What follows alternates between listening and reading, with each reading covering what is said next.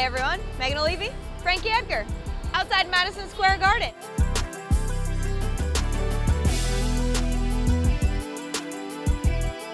We've got our coffees, we're gonna have a little chat.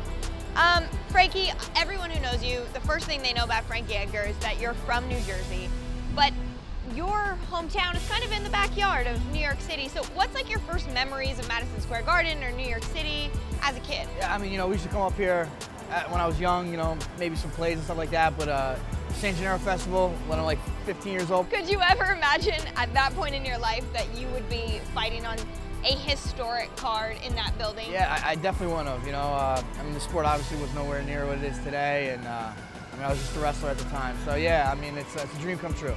Do you remember ever watching like boxing or even like basketball games, hockey games, stuff that went down? I've been to Knicks games, I've been to Rangers games, I've been to concerts here, I've been to World Championship Wrestling here, actually, you know, and the NCAAs were just here last year, so yeah, I've definitely been, plenty of times, and it's a shame we couldn't fight here, but it's all in the past, and here we are. You mentioned the past. You've helped kind of legalize the sport here. You've been with the UFC on the campaign trail since 2010.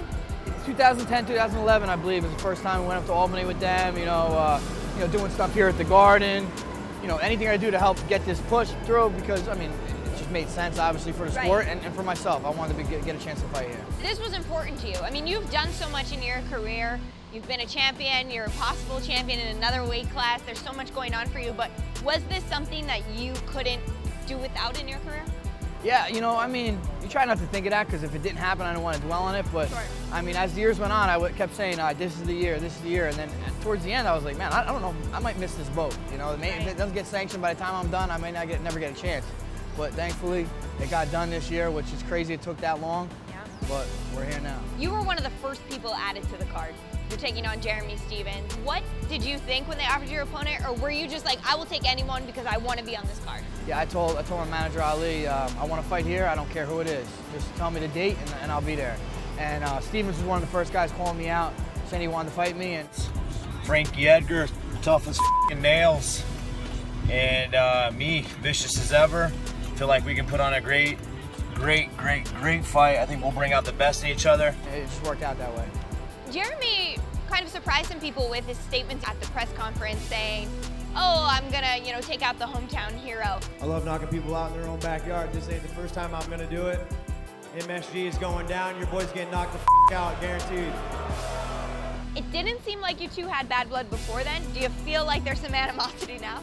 Just that competitive animosity, man. He wants to come in and be a tough guy right now. I could be a tough guy too, But for me, it's just about getting the job done. I don't need animosity, to get up for a fight. I'm going to get up for a fight, especially this fight. And I know that you're a guy who doesn't need to say, okay, the belt is for sure my goal. You're content with winning and continuing to push yourself and compete. But really, when you look at your career as a whole, where are you going? What is the path? I'm not losing sight on my main goal, and that is being a champion again. And I know I had a setback last fight, but I just got to move forward, got to get another win and work my way towards there. So, I have a lot of options, I mean, I can fight in multiple weight classes. So I just want to get back to my winning ways, get my hand raised here in the Garden, and then we'll worry about the future. Obviously, you are essentially the hometown boy here. How are your friends and family reacting to the fact that you have a fight so close to home?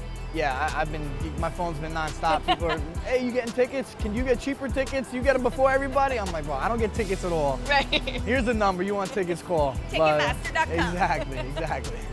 What are you expecting from your teammates who are on the card, especially Eddie Alvarez, who is in the main event?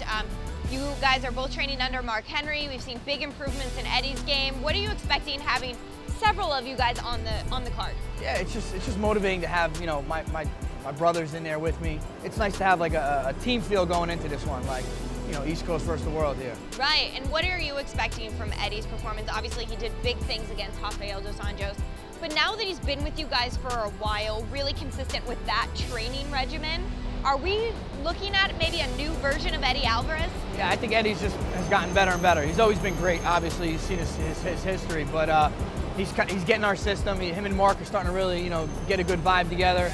And he's only getting better. I think he's a very bad matchup for Conor, It's going to be an interesting card overall. When you saw the final lineup, what were your thoughts? I do think this is the best card in the history of UFC, and I'm glad it's in New York, and I'm glad I'm on it. I'm glad to be a part of it, and I want to put up a show on for these fans. November 12th in Madison Square Garden, Frankie Edgar takes on Jeremy Stephens. Thank you so much, Frankie. Pleasure.